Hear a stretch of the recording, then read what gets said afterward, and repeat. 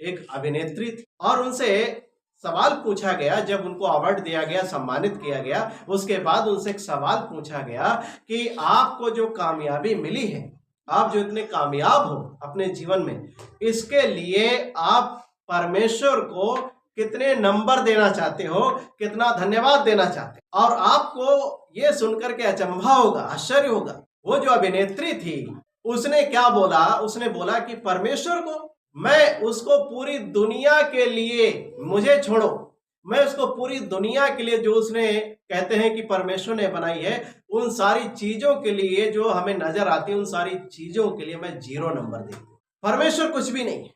और उसके बाद क्या हुआ? उसी कैलिफोर्निया राज्य में लॉस एंजलिस में क्या हुआ? इतनी भयानक आग लगी कि आज तक वो बुझी नहीं है, भड़कती जा रही, फैलती जा रही।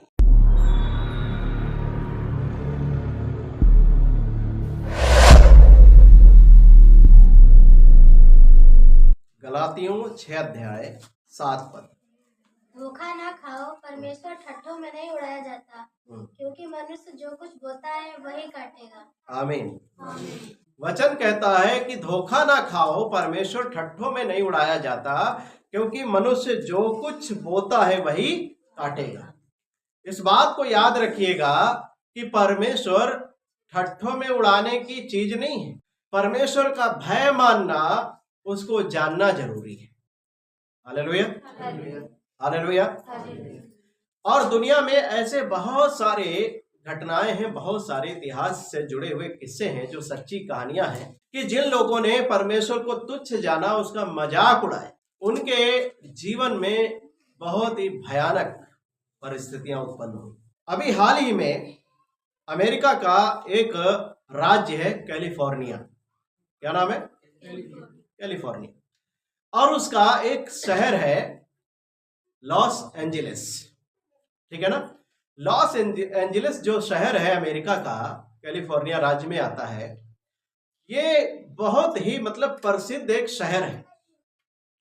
और यहां पर एक पहाड़ी के ऊपर हॉलीवुड लिखा हुआ है। इतना बड़ा बड़ा हॉलीवुड लिखा हुआ है कि उसको अंतरिक्ष से भी देखा जाता है। और लॉस एंजलिस जो शहर है, वहां पर बड़ी बड़ी जो फिल्मी हस्तियां हैं, जो एक्टर लोग हैं, जो कलाकार लोग हैं, जो फिल्मों में काम करते हैं, वो हॉलीवुड की फिल्मों में काम करने वाले जो कलाकार लोग हैं, उनके सारे लोगों के ज्यादातर घर उसी लॉस एंजलिस में बने हुए हैं। अभी कुछ समय पहले उसी शहर में, अगर मैं गलत नहीं हूं तो उसी शहर में एक अवार्ड फंक्शन हो रहा था।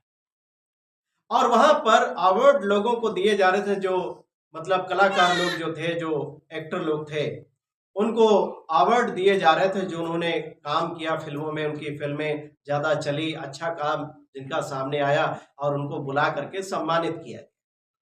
तो जब ये कार्यक्रम हुआ, अवार्ड दिया गया, एक अभिनेत्री थी और उनसे सवाल पूछा गया। जब उनको अवार्ड दिया गया, सम्मानित किया गया, उसके बाद उनसे एक सवाल पूछा गया कि आपको जो कामयाबी मिली है, आप जो इतने कामयाब हो अपने जीवन में, इसके लिए आप परमेश्वर को कितने नंबर देना चाहते हो, कितना धन्यवाद देना चाहते हो। और आपको ये सुनकर के अचंभा होगा, आश्चर्य होगा। वो जो अभिनेत्री थी उसने क्या बोला? उसने बोला कि परमेश्वर को, मैं उसको पूरी दुनिया के लिए, मुझे छोड़ो, मैं उसको पूरी दुनिया के लिए, जो उसने कहते हैं कि परमेश्वर ने बनाई है, उन सारी चीजों के लिए जो हमें नजर आती है, उन सारी चीजों के लिए मैं 0 नंबर देती हूँ। परमेश्वर कुछ भी नहीं है। और उसके बाद क्या हुआ? उसी कैलिफोर्निया राज्य में लॉस एंजलिस में क्या हुआ? इतनी भयानक आग लगी कि आज तक वो बुझी नहीं है, भड़कती जा रही, फैलती जा रही। लगभग, अगर मैं गलत नहीं हूं तो आधा शहर लॉस एंजलिस जो है वो जलकर खाक हो चुका है।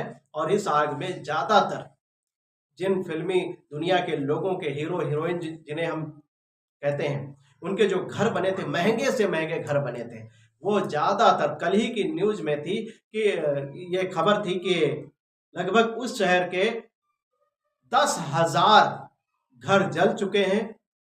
और 10 ऐसे बड़े बड़े फिल्मी दुनिया की हस्तियां हैं, जो हीरो हीरोइन हैं, उनके घर भी, महंगे महंगे घर, जल चुके हैं इस आग में।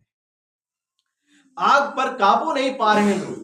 अमेरिका की पूरी सेना, जो वहां के जो फाइटर जिनको बोलते हैं, जो आग बुझाने के काम में आते हैं, बड़े बड़े उनके पास टेक्नोलॉजी सब कुछ है, बढ़िया से बढ़िया, लेकिन फिर भी उस आग पर काबू नहीं पा रहे हैं, और वो आग दिन प्रतिदिन और तेजी से फैलती जा रही है।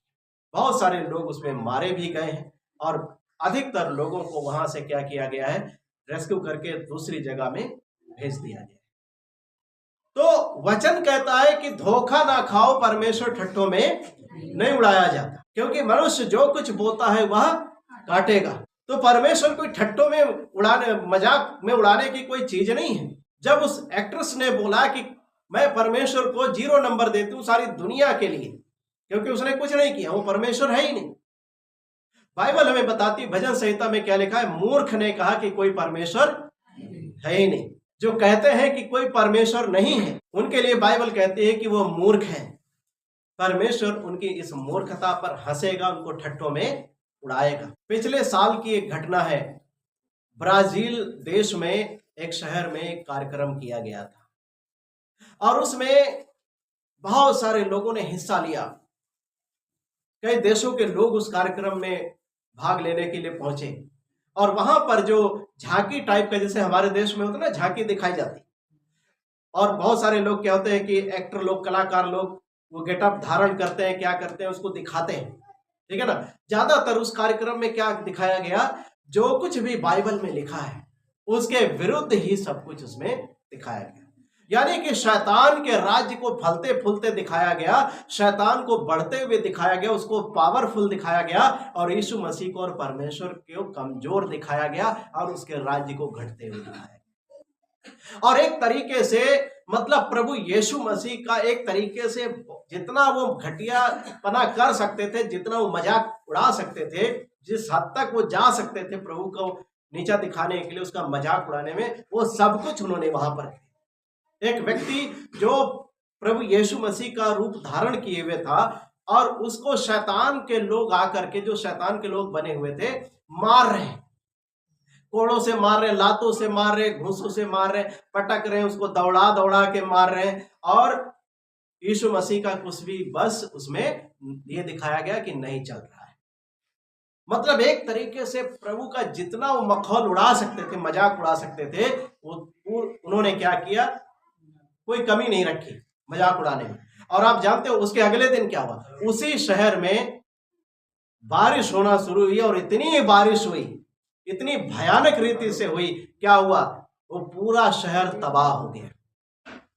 जब इस तबाही को, जब इस बर्बादी को लोगों ने देखा, वो सोच में पड़ गए कि आखिर ऐसा क्यों, और लोगों को समझ में आ गया, उनको अपने पाप नजर आ गए, और पूरा ब्राजील देश सड़कों पर आ गया, घुटनों पर आ गया, रो रो करके, आंसू बहा बहा करके प्रभु यीशु मसीह से क्षमा मांगने लगे, उसकी दुहाई देने लगे। अमेरिका की जब बात करें, यूरोप की जब बात करें, यहां पाप पर पाप बढ़ता जा रहा है, नास्तिकवाद बढ़ता जा रहा है।